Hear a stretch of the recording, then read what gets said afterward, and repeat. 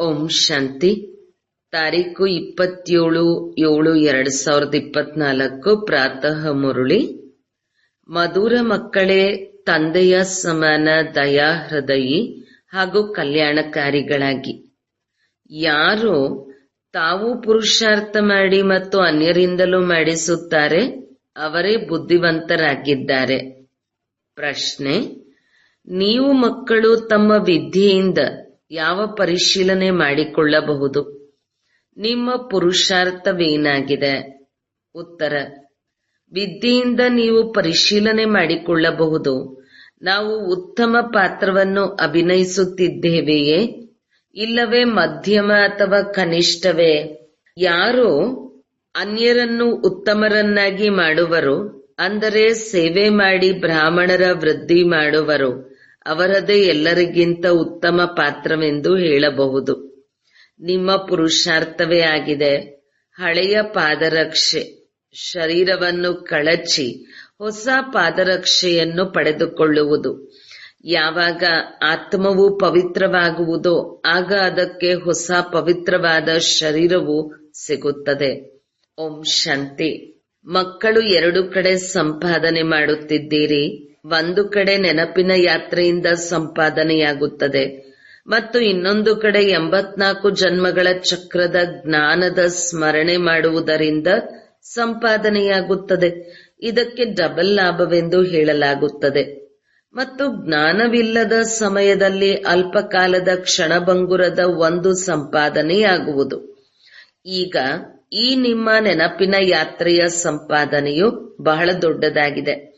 ಆಯಸ್ಸು ಸಹ ದೀರ್ಘವಾಗಿ ಬಿಡುತ್ತದೆ. ಪವಿತ್ರರೂ ಆಗುತ್ತೀರಾ, ಎಲ್ಲಾ ದುಃಖಗಳಿಂದ ಮುಕ್ತರಾಗುತ್ತೀರಿ. ಬಹಳ ದೊಡ್ಡ ಲಾಭವಿದೆ. ಸತ್ಯಯುಗದಲ್ಲಿ ದೀರ್ಘಾಯಸ್ಸು ಇರುತ್ತದೆ. ದುಃಖದ ಹೆಸರು ಇರುವುದಿಲ್ಲ, ಏಕೆಂದರೆ ಅಲ್ಲಿ ರಾವಣ ರಾಜ್ಯವೇ ಇರುವುದಿಲ್ಲ. ಜ್ಞಾನವಿಲ್ಲದಿದ್ದಾಗ ವಿದ್ಯೆಗೆ ಪ್ರತಿಫಲವಾಗಿ ಅಲ್ಪಕಾಲದ ಸುಖವು ಸಿಗುತ್ತದೆ. ಮತ್ತು ಎರಡನೆಯದಾಗಿ ವಿದ್ಯೆಯ ಸುಖವು ಶಾಸ್ತ್ರಗಳನ್ನು ಓದುವವರಿಗೆ ಸಿಗುತ್ತದೆ. ಅವರಿಂದ ಅನುಯಾಯಿಗಳಿಗೆ ಏನು ಲಾಭವಿಲ್ಲ. ವಾಸ್ತವಿಕವಾಗಿ ಅವರು ಅನುಯಾಯಿಗಳು ಅಲ್ಲವೇ ಅಲ್ಲ, ಏಕೆಂದರೆ ಅವರಂತೂ ಉಡುಪನ್ನು ಬದಲಾಯಿಸುವುದಿಲ್ಲ, ತಮ್ಮ ಗುರುಗಳ ತರಹ ಮನೆ ಮಠವನ್ನು ಬಿಡುವುದಿಲ್ಲ. ಅಂದಾಗ ಅವರನ್ನು ಅನುಯಾಯಿಗಳೆಂದು ಹೇಳಲು ಹೇಗೆ ಸಾಧ್ಯ?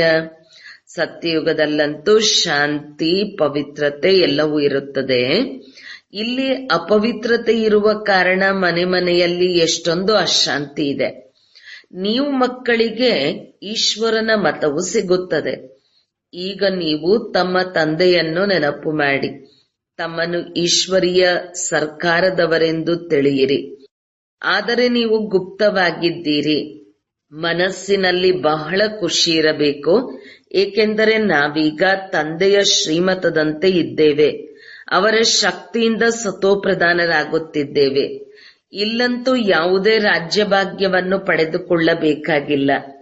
ನಮ್ಮ ರಾಜ್ಯಭಾಗ್ಯವಿರುವುದೇ ಹೊಸ ಪ್ರಪಂಚದಲ್ಲಿ. ಈಗ ಅದರ ಬಗ್ಗೆಯೂ ನಮಗೆ ತಿಳಿದಿದೆ. ಈ ಲಕ್ಷ್ಮೀನಾರಾಯಣರ ಕಥೆಯನ್ನು ನೀವು ತಿಳಿಸಬಹುದು. ಬಲೆ ಎಂತಹ ಮನುಷ್ಯರೇ ಇರಲಿ, ಬಹಳ ಓದಿರುವವರೇ ಆಗಿರಲಿ, ಆದರೆ ಬನ್ನಿ, ನಾವು ಇವರ 84 ಜನ್ಮಗಳ ಕಥೆಯನ್ನು ತಿಳಿಸುತ್ತೇವೆಂದು ಒಬ್ಬರೂ ಸಹ ಹೇಳಲು ಸಾಧ್ಯವಿಲ್ಲ. ನಿಮ್ಮ ಬುದ್ಧಿಯಲ್ಲಿ ಈಗ ಸ್ಮೃತಿ ಇರುತ್ತದೆ. ವಿಚಾರ ಸಾಗರ ಮಂಥನವನ್ನು ಮಾಡುತ್ತೀರಿ.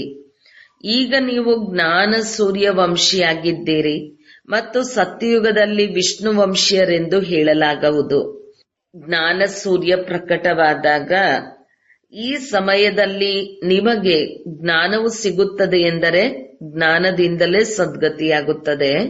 ಅರ್ಧ ಕಲ್ಪವು ಜ್ಞಾನವು ನಡೆಯುತ್ತದೆ, ಇನ್ನರ್ಧ ಕಲ್ಪ ಅಜ್ಞಾನವಾಗಿ ಬಿಡುತ್ತದೆ.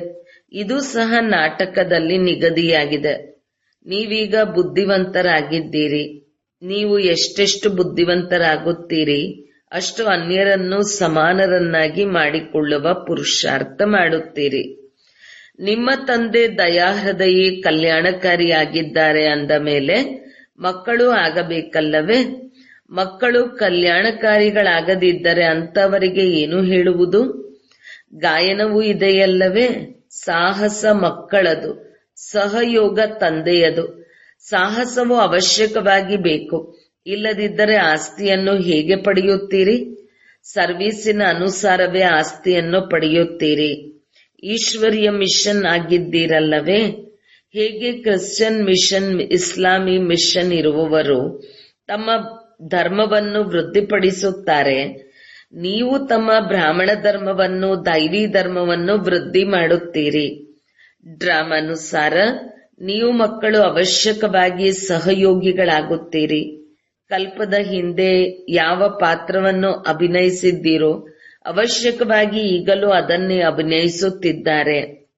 ಯಾರು ಉತ್ತಮರಾಗಿ ಮಾಡುವವರಿದ್ದಾರೆಯೋ ಅವರೇ ಎಲ್ಲರಿಗಿಂತ ಉತ್ತಮ ಪಾತ್ರವನ್ನು ಅಭಿನಯಿಸುತ್ತಾರೆ. ನೀವು ನೋಡುತ್ತಿದ್ದೀರಿ, ಪ್ರತಿಯೊಬ್ಬರೂ ತಮ್ಮ ಉತ್ತಮ, ಮಧ್ಯಮ, ಕನಿಷ್ಠ ಪಾತ್ರವನ್ನು ಅಭಿನಯಿಸುತ್ತಿರುವರು. ಯಾರು ಉತ್ತಮರನ್ನಾಗಿ ಮಾಡುವರೋ ಅವರೇ ಎಲ್ಲರಿಗಿಂತ ಉತ್ತಮ ಪಾತ್ರ ಮಾಡುವವರು. ಅಂದಾಗ ಈಗ ಎಲ್ಲರಿಗೆ ತಂದೆಯ ಪರಿಚಯವನ್ನು ಕೊಡಬೇಕು ಮತ್ತು ಆದಿ ಮಧ್ಯ ಅಂತ್ಯದ ರಹಸ್ಯವನ್ನು ತಿಳಿಸಬೇಕು. ಋಷಿ ಮುನಿ ಮೊದಲಾದವರು ಸಹ ಪರಮಾತ್ಮನ ಬಗ್ಗೆ ಗೊತ್ತಿಲ್ಲ ಎಂದು ಹೇಳಿ ಹೋದರು ಮತ್ತು ಸರ್ವವ್ಯಾಪಿ ಎಂದು ಹೇಳಿಬಿಡುತ್ತಾರೆ. ಏನನ್ನೂ ತಿಳಿದುಕೊಂಡಿಲ್ಲ. ನಾಟಕದ ಅನುಸಾರ ಆತ್ಮದ ಬುದ್ಧಿಯೂ ಸಹ ತಮೋ ಪ್ರಧಾನವಾಗಿ ಬಿಡುತ್ತದೆ. ಶರೀರದ ಬುದ್ಧಿ ಎಂದು ಹೇಳುವುದಿಲ್ಲ. ಆತ್ಮದಲ್ಲಿಯೇ ಮನಸ್ಸು, ಬುದ್ಧಿ ಇದೆ.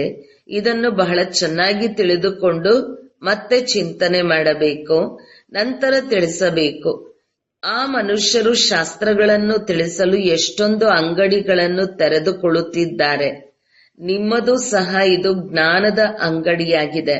ದೊಡ್ಡ ದೊಡ್ಡ ನಗರಗಳಲ್ಲಿ ದೊಡ್ಡ ಜ್ಞಾನದ ಅಂಗಡಿಗಳಿರಬೇಕು. ಯಾವ ಮಕ್ಕಳು ತೀಕ್ಷ್ಣವಾಗಿರುತ್ತಾರೆಯೋ ಅವರ ಬಳಿ ಬಹಳಷ್ಟು ಜ್ಞಾನವಿರುತ್ತದೆ. ಇಷ್ಟೊಂದು ಖಜಾನೆ ಇಲ್ಲದಿದ್ದರೆ ಅನ್ಯರಿಗೂ ಕೊಡಲು ಸಾಧ್ಯವಿಲ್ಲ. ಧಾರಣೆಯು ನಂಬರ್ ವಾರ್ ಆಗುತ್ತದೆ.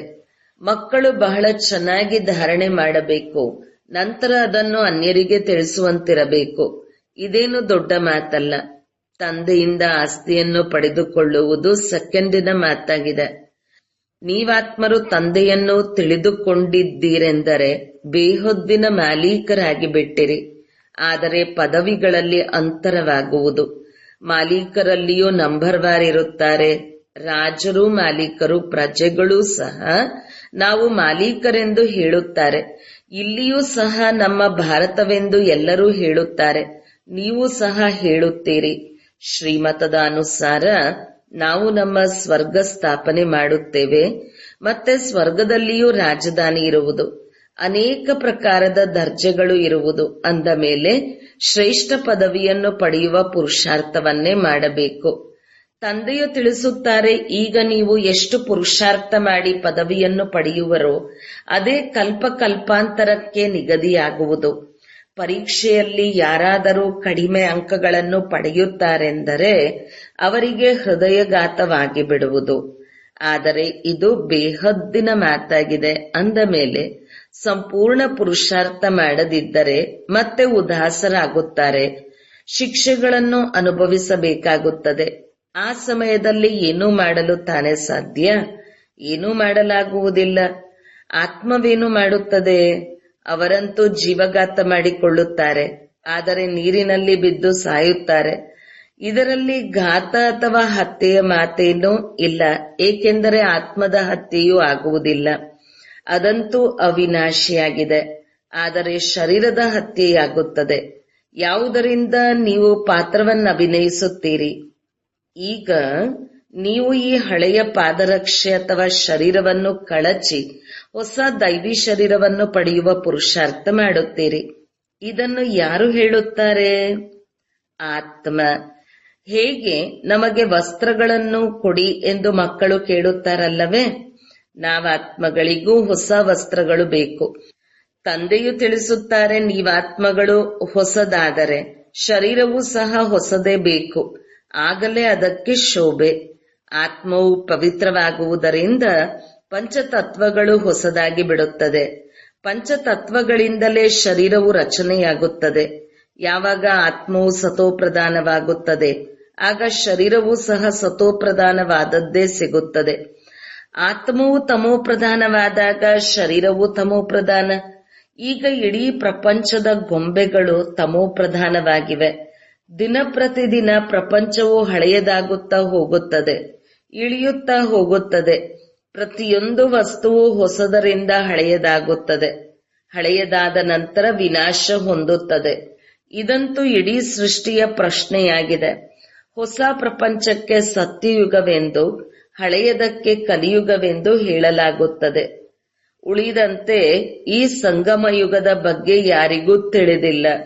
ಈ ಹಳೆಯ ಪ್ರಪಂಚವು ಈಗ ಪರಿವರ್ತನೆಯಾಗುವುದಿದೆ ಎಂಬುದನ್ನು ನೀವೇ ತಿಳಿದುಕೊಂಡಿದ್ದೀರಿ. ಈಗ ಬೇಹದ್ದಿನ ತಂದೆ ಶಿಕ್ಷಕ, ಗುರುವು ಆಗಿದ್ದಾರೆ. ಅವರ ಆದೇಶವಾಗಿದೆ ಪಾವನರಾಗಿ. ಕಾಮ ಮಹಾಶತ್ರುವಾಗಿದೆ. ಇದರ ಮೇಲೆ ಜಯಗಳಿಸಿ ಜಗಜ್ಜೀತರಾಗಿ. ಜಗಜ್ಜೀತರು ಅರ್ಥಾತ್ ವಿಷ್ಣು ವಂಶೀಯವರಾಗಿ. ಮಾತು ಒಂದೇ ಆಗಿದೆ. ಈ ಶಬ್ದಗಳ ಅರ್ಥವು ನಿಮಗೆ ತಿಳಿದಿದೆ. ಮಕ್ಕಳು ತಿಳಿದುಕೊಂಡಿದ್ದೀರಿ. ನಮಗೆ ಓದಿಸುವವರು ತಂದೆಯಾಗಿದ್ದಾರೆ. ಮೊದಲಂತೂ ಈ ಪಕ್ಕಾ ನಿಶ್ಚಯವೂ ಬೇಕು. ಹೇಗೆ ಮಗು ದೊಡ್ಡದಾದಾಗ ತಂದೆಯನ್ನು ನೆನಪು ಮಾಡಬೇಕಾಗುತ್ತದೆ, ನಂತರ ಶಿಕ್ಷಕನನ್ನು, ಅನಂತರ ಗುರುವನ್ನು ನೆನಪು ಮಾಡಬೇಕಾಗುತ್ತದೆ. ಹೀಗೆ ಭಿನ್ನ ಭಿನ್ನ ಸಮಯದಲ್ಲಿ ಮೂವರನ್ನು ನೆನಪು ಮಾಡುತ್ತಾರೆ. ಹೀಗೆ ಮೂರೂ ಸಂಬಂಧಗಳು ಒಟ್ಟಿಗೆ ಒಂದೇ ಸಮಯದಲ್ಲಿ ಸಿಕ್ಕಿವೆ. ಇಲ್ಲಿ ಒಬ್ಬ ತಂದೆಯೇ ತಂದೆ, ಶಿಕ್ಷಕ, ಗುರುವಾಗಿದ್ದಾರೆ. ಆ ಮನುಷ್ಯರಂತೂ ವಾನಪ್ರಸ್ಥ ಶಬ್ದದ ಅರ್ಥವನ್ನು ತಿಳಿದುಕೊಂಡಿಲ್ಲ.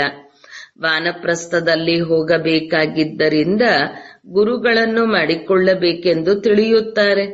60 ವರ್ಷಗಳ ನಂತರ ಗುರುಗಳನ್ನು ಮಾಡಿಕೊಳ್ಳುತ್ತಾರೆ. ಈ ಕಾಯ್ದೆಯೂ ಸಹ ಈಗಲೇ ಬಂದಿದೆ.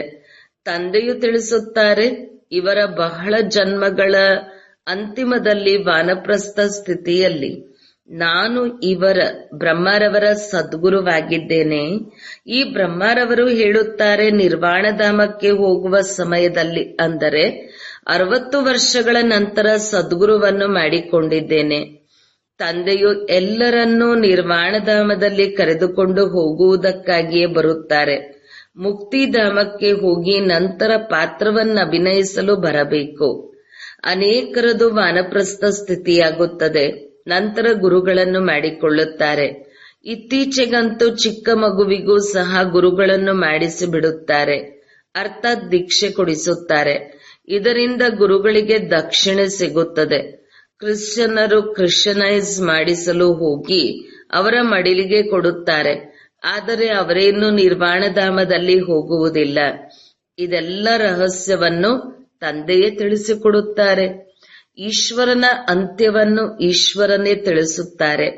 ಪ್ರಾರಂಭದಿಂದ ಹಿಡಿದು ತಿಳಿಸುತ್ತಲೇ ಬಂದಿದ್ದಾರೆ. ತಮ್ಮ ಅಂತ್ಯವನ್ನು ತಿಳಿಸುತ್ತಾರೆ. ಅಂತ್ಯವನ್ನು ಅರ್ಥಾತ್ ಪೂರ್ಣ ಪರಿಚಯವನ್ನು ಕೊಡುತ್ತಾರೆ. ಸೃಷ್ಟಿಯ ಜ್ಞಾನವನ್ನು ಕೊಡುತ್ತಾರೆ. ಸ್ವಯಂ ಈಶ್ವರನೇ ಬಂದು ಆದಿ ಸನಾತನ ದೇವಿ ದೇವತಾ ಧರ್ಮ ಅರ್ಥಾತ್ ಸ್ವರ್ಗದ ಸ್ಥಾಪನೆ ಮಾಡುತ್ತಾರೆ. ಇದರ ಹೆಸರು ಭಾರತವೆಂದೇ ನಡೆದು ಬರುತ್ತದೆ. ಗೀತೆಯಲ್ಲಿ ಕೇವಲ ಕೃಷ್ಣನ ಹೆಸರನ್ನು ಹಾಕಿ ಇಷ್ಟೊಂದು ಏರುಪೇರು ಮಾಡಿಬಿಟ್ಟಿದ್ದಾರೆ. ಏನೂ ಮಾಡಲು ಸಾಧ್ಯವಿಲ್ಲ. ಇದು ಸಹ ನಾಟಕವಾಗಿದೆ. ಇದು ಸೋಲು ಮತ್ತು ಗೆಲುವಿನ ಆಟವಾಗಿದೆ. ಇದರಲ್ಲಿ ಸೋಲು ಮತ್ತು ಗೆಲುವು ಹೇಗಾಗುತ್ತದೆ ಎಂದು ತಂದೆಯ ವಿನಃ ಮತ್ಯಾರೂ ತಿಳಿಸಲು ಸಾಧ್ಯವಿಲ್ಲ. ನಾವು ಕೊನೆಗೆ ಸೋಲನ್ನು ಅನುಭವಿಸಬೇಕಾಗುತ್ತದೆ ಎಂಬುದನ್ನು ಈ ಲಕ್ಷ್ಮೀನಾರಾಯಣರು ಸಹ ತಿಳಿದುಕೊಂಡಿರುವುದಿಲ್ಲ. ಇದು ಕೇವಲ ನೀವು ಬ್ರಾಹ್ಮಣರಿಗೆ ತಿಳಿದಿದೆ, ಶೂದ್ರರಿಗೂ ಸಹ ತಿಳಿದಿಲ್ಲ. ತಂದೆಯೇ ಬಂದು ನಿಮ್ಮನ್ನು ಬ್ರಾಹ್ಮಣರಿಂದ ದೇವತೆಗಳನ್ನಾಗಿ ಮಾಡುತ್ತಾರೆ. ಹಂ ಸೋಹಂನ ಪೂರ್ಣ ಅರ್ಥವೇ ಬೇರೆಯಾಗಿದೆ. ಓಂನ ಅರ್ಥವೇ ಬೇರೆಯಾಗಿದೆ. ಮನುಷ್ಯರು ಅರ್ಥವಿಲ್ಲದೆ ಏನು ಬಂದರೆ ಅದನ್ನು ಹೇಳಿಬಿಡುತ್ತಾರೆ. ನಾವು ಹೇಗೆ ಕೆಳಗಿಳಿಯುತ್ತೇವೆ ಮತ್ತು ಹೇಗೆ ಮೇಲೇರುತ್ತೇವೆ ಎಂಬುದನ್ನು ಈಗ ನೀವು ತಿಳಿದುಕೊಂಡಿದ್ದೀರಿ. ಈ ಜ್ಞಾನವು ನೀವು ಮಕ್ಕಳಿಗೆ ಈ ಸಮಯದಲ್ಲಿ ಸಿಗುತ್ತದೆ. ಡ್ರಾಮಾನುಸಾರ ಮತ್ತೆ ಕಲ್ಪದ ನಂತರವೇ ಮತ್ತೆ ತಂದೆಯು ಬಂದು ತಿಳಿಸಿಕೊಡುತ್ತಾರೆ. ಯಾರೆಲ್ಲ ಧರ್ಮಸ್ಥಾಪಕರ ಇರುತ್ತಾರೆಯೋ ಅವರೆಲ್ಲ ಬಂದು ತಮ್ಮ ಧರ್ಮವನ್ನು ತಮ್ಮ ಸಮಯದಲ್ಲಿ ಸ್ಥಾಪನೆ ಮಾಡುತ್ತಾರೆ. ಇದಕ್ಕೆ ನಂಬರ್ವಾರ್ ಪುರುಷಾರ್ಥದ ಅನುಸಾರ ಎಂದು ಹೇಳುವುದಿಲ್ಲ. ನಂಬರ್ವಾರ್ ಸಮಯದ ಅನುಸಾರ ಬಂದು ತಮ್ಮ ತಮ್ಮ ಧರ್ಮ ಸ್ಥಾಪನೆ ಮಾಡುತ್ತಾರೆ.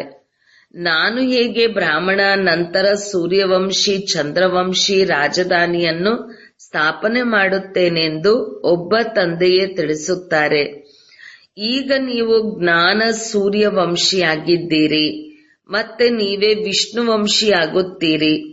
ಈ ಅಕ್ಷರಗಳನ್ನು ಬಹಳ ಎಚ್ಚರಿಕೆಯಿಂದ ಬರೆಯಬೇಕಾಗುತ್ತದೆ, ಏಕೆಂದರೆ ಇದರಲ್ಲಿ ಯಾರೂ ತಪ್ಪು ಕಂಡುಹಿಡಿಯುವಂತಾಗಬಾರದು. ಮಕ್ಕಳಿಗೆ ತಿಳಿದಿದೆ, ಈ ಜ್ಞಾನದ ಒಂದೊಂದು ಮಹಾವಾಕ್ಯವು ರತ್ನಗಳು, ವಜ್ರಗಳಾಗಿದೆ. ಮಕ್ಕಳು ಅನ್ಯರಿಗೆ ತಿಳಿಸಲು ಬಹಳ ಬುದ್ಧಿವಂತಿಕೆಯೂ ಬೇಕು. ಯಾವುದೇ ಶಬ್ದವು ತಪ್ಪಾಗಿ ಬಂದು ಬಿಟ್ಟರೆ ಅದನ್ನು ತಕ್ಷಣ ಸರಿಪಡಿಸಿ ತಿಳಿಸಬೇಕು. ಎಲ್ಲದಕ್ಕಿಂತ ಕಠಿಣ ತಪ್ಪು ತಂದೆಯನ್ನು ಮರೆಯುವುದಾಗಿದೆ. ತಂದೆಯು ಆದೇಶ ನೀಡುತ್ತಾರೆ, ನನ್ನೊಬ್ಬನನ್ನೇ ನೆನಪು ಮಾಡಿ ಅಂದಾಗ ಇದನ್ನು ಮರೆಯಬಾರದು.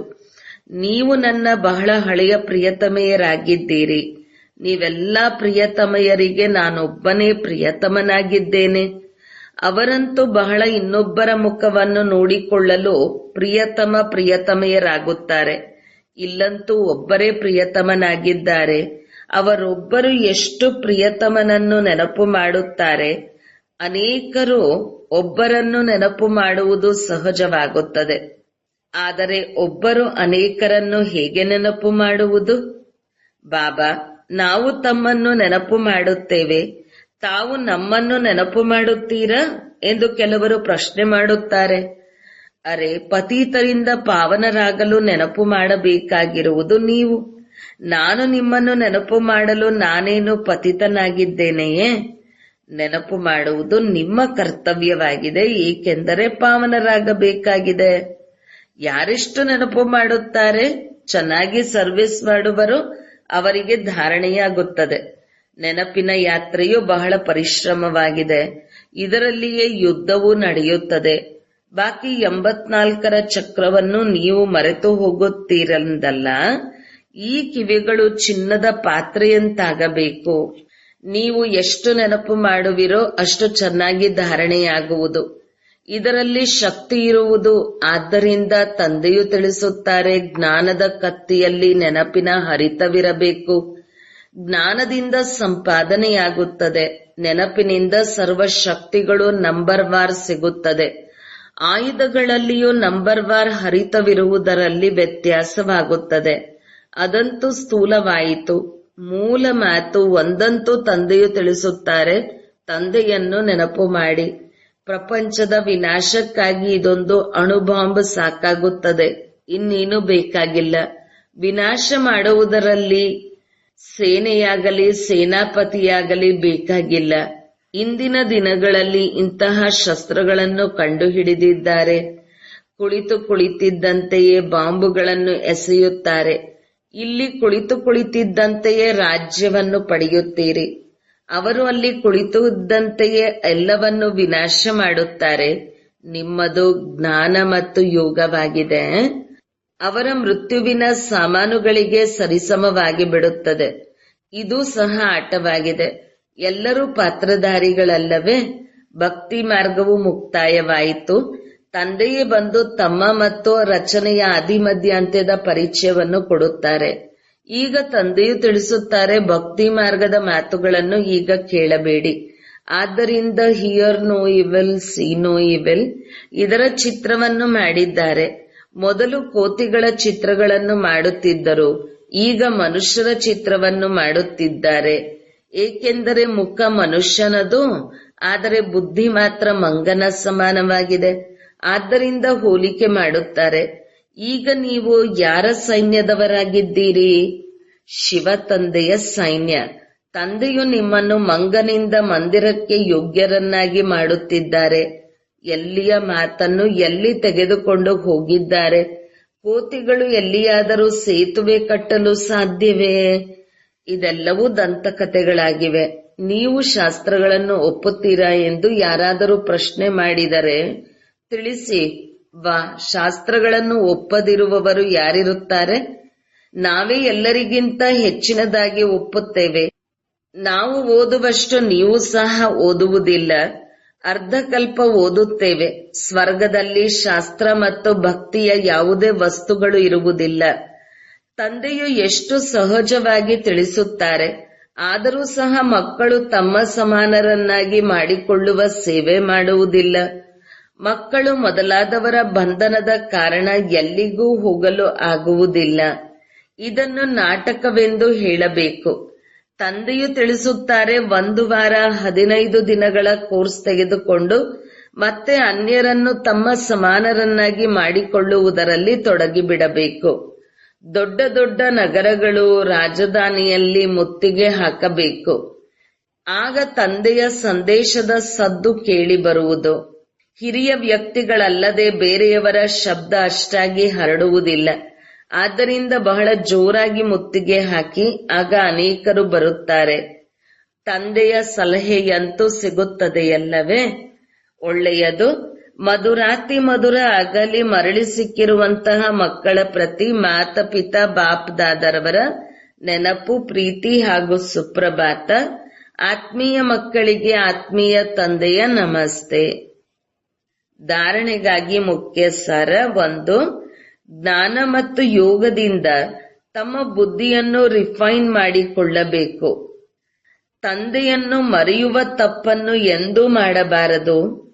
ಪ್ರಿಯತಮೆಯಾಗಿ ಪ್ರಿಯತಮನನ್ನು ನೆನಪು ಮಾಡಬೇಕು. 2. ಬಂಧನ ಮುಕ್ತರಾಗಿ ಅನ್ಯರನ್ನು ತಮ್ಮ ಸಮಾನ ಮಾಡುವ ಸೇವೆ ಮಾಡಬೇಕು. ಶ್ರೇಷ್ಠ ಪದವಿಯನ್ನು ಪಡೆಯುವ ಪುರುಷಾರ್ಥವನ್ನು ಮಾಡಬೇಕು. ಪುರುಷಾರ್ಥದಲ್ಲಿ ಎಂದು ನಿರಾಶ ಅಥವಾ ಬೇಸತ್ತು ಹೋಗುವುದು ಆಗಬಾರದು. ವರದಾನ: 1 ನಿಮಿಷ ಏಕಾಗ್ರ ಸ್ಥಿತಿಯ ಮುಖಾಂತರ ಶಕ್ತಿಶಾಲಿ ಅನುಭವ ಮಾಡುವಂತಹ ಏಕಾಂತವಾಸಿ ಭವ. ಏಕಾಂತವಾಸಿಯಾಗುವುದು ಅರ್ಥಾತ್ ಯಾವುದೇ ಒಂದು ಶಕ್ತಿಶಾಲಿ ಸ್ಥಿತಿಯಲ್ಲಿ ಸ್ಥಿತರಾಗುವುದು. ಬೀಜರೂಪ ಸ್ಥಿತಿಯಲ್ಲಿ ಸ್ಥಿತರಾಗಿ ಬಿಡಿ. ಇಲ್ಲವೆಂದರೆ ಲೈಟ್ ಮೈಟ್ ಹೌಸ್ನ ಸ್ಥಿತಿಯಲ್ಲಿ ಸ್ಥಿತರಾಗಿ ವಿಶ್ವಕ್ಕೆ ಲೈಟ್ ಮೈಟ್ ಕೊಡಿ.